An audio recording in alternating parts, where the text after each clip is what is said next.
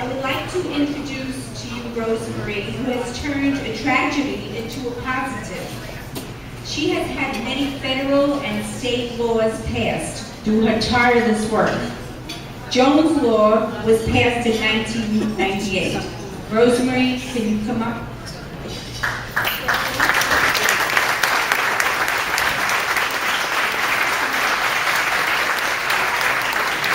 I just want to say, Veronica, thank you for dedicating that song to Joan.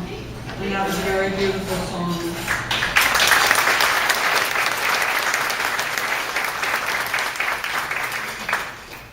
And it was really, really great to have my friends, the Surviving Parents Coalition, speak. I feel like I know you too.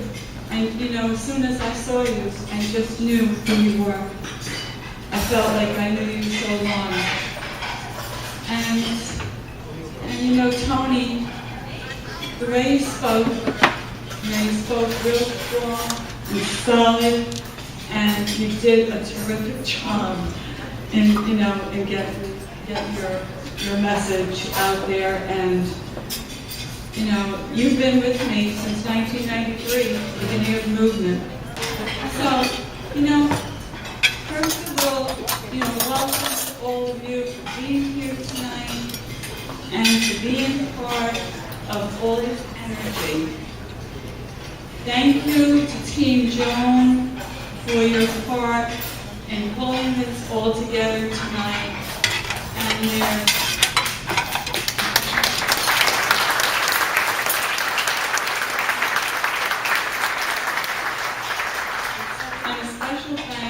to two people on Team Joan. One was my right arm, one was my left arm, and they lived at my house for the past month. And so I have a lot to be thankful for. And I hope now with, you know, with the acknowledgements, you know, there's so many people that, you know, we wanted to acknowledge and thank. You know, I hope that, you know, you raised your hands when you got up so people can see you know, what you do. So, now, what I just want to say, first of all, when you came down from the lobby, you saw the banner at Joan's Little Memorial Table that Sue Blake did, and she did, you see the centerpieces? She did a ball on top, and the bottom was donated by the animal shelter, Start 2. And Sue, I just love the table, and that table is very important to me. Now, that banner says what? Remember Joan today, so tomorrow's children will be safe. So I'm going to start with Joan, okay? Because Joan has inspired not only me, she's inspired many people. Just in this past month, I got emails. For instance, someone wrote that he was in Joan's class, and he remembered Joan in one of the classes, always smiling and always playing, like running around on the playground. So, guess what he did? He became a detective, and he went into the, helping children and prevention of sexual abuse of children and helping children that have been sexually abused. And he wrote to me, I never knew this, I got this note about 3 weeks ago, and he said, I went into my profession because of Joan. He said, I have a picture in my pocket every single day when I'm working because she helps me and she keeps me focused. So here it is, Joan inspiring. Another person wrote to me.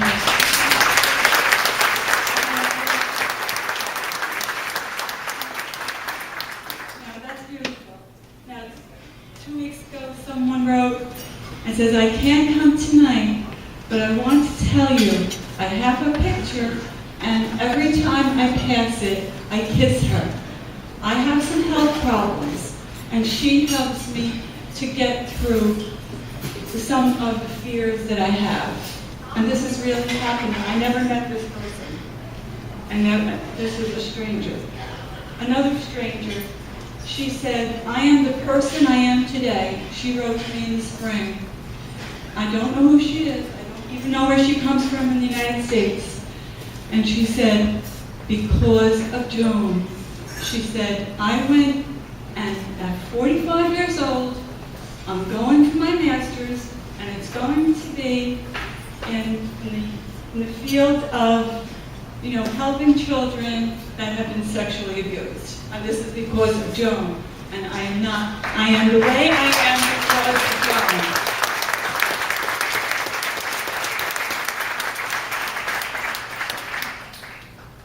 So, you see, Joan is around. And Joan is very alive. And we didn't put her under like a carpet and say, shh, we don't talk about this. And look at what's coming out of it. But you know what, Joan would leave me alone anyway. She would say, come on, Mom, we gotta go. We gotta go and do this. So that was, my daughter, she was like, I think she would have gone into, and she's doing it in a different way. She would have gone into trying to make society better. Okay, it would have been something like that, something giving, something with service.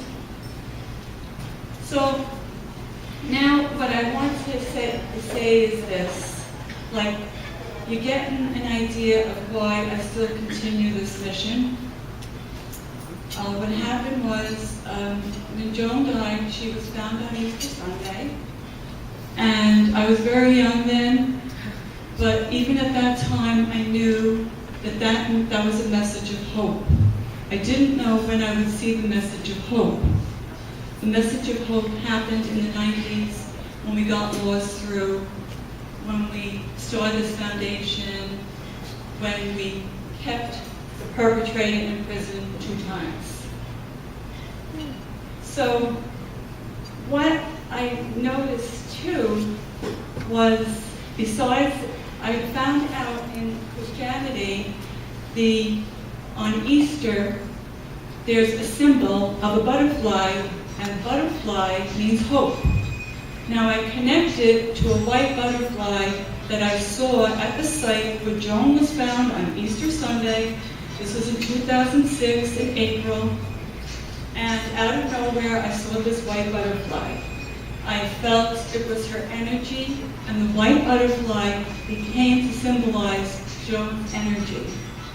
So here you have Easter Sunday, you have the white butterfly, and what's going on is this white butterfly has become, like, you see now, the wristband, you have the wristband, that's this white butterfly.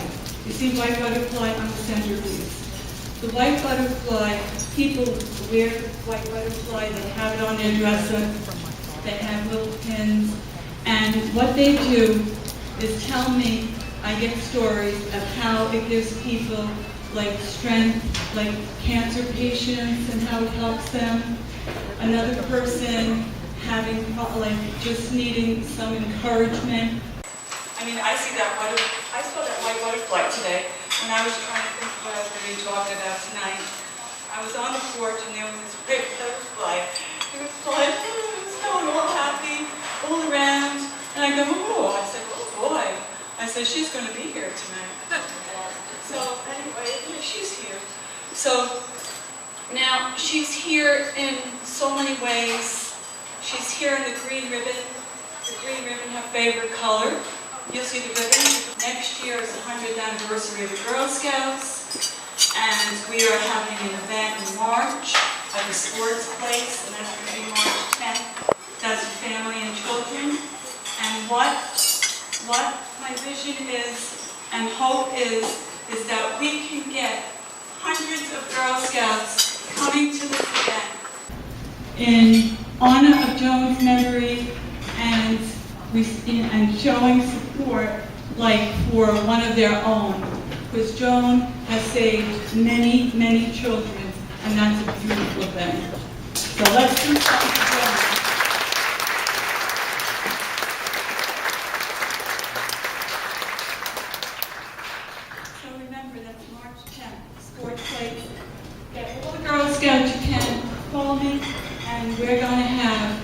we're going to have all these little children, and we're going to bring awareness and education and love, and they're going to see Joan smile, and it's going to be very special and happy.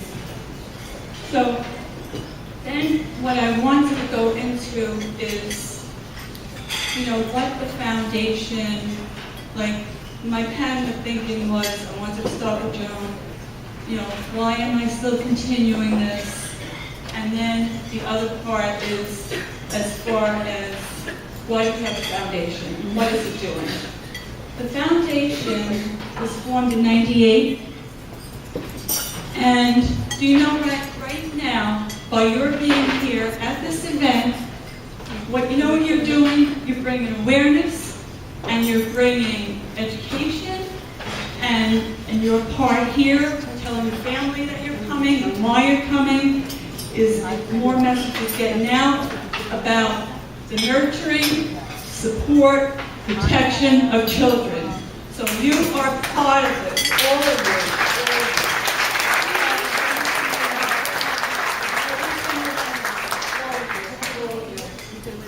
So just know that when I talk, it's also about you in this part and what you're doing tonight by being here. Now, all the people that came from the beginning, this is our third one, our third event here. We have an album outside on the memorial table, and it shows like the two events. So all those people are part of, they're bringing awareness, education, hundreds of people.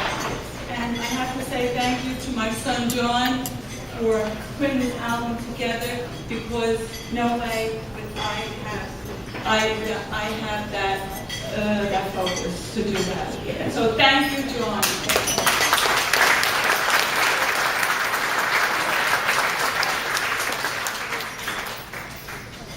So, we have all Jesus Center here, and could you all stand up, show what wonderful people you are. I mean, I don't want, now I'm going to make you feel sometimes, oh gosh. No, but just stand up. Just show. Now go ahead and use center. We have been helping them since we have been, Foundation has been helping them since 2001, but every time we go there and we see the staff, we see how it's run, it's such a good feeling to know that the money we make is being used in such a way with care and love. I mean, it's like they're all mothers and fathers for the kids. And these are kids that are homeless, and these are kids that are abused, these are kids that are runaways. And this is a father being receptive to his staff. So then like this summer the kids got to go to many places, about 12 places, and like say they went to museums, they went to the beach, some for the first time, they went like every Sunday, they would go for ice cream, they went bowling. I mean, this was the foundation, like the monies we make, this is what we do. It's always to nurture the kids, protection, safety, and in the ultimate, these kids with more nurture, they will be, a positive force in society. So, very important.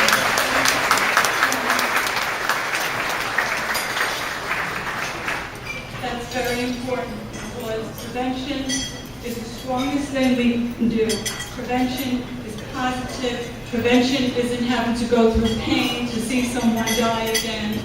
And that's what we really want to do with this foundation, is work that way. So now, what I do want to say is, let's see, does anybody have any questions?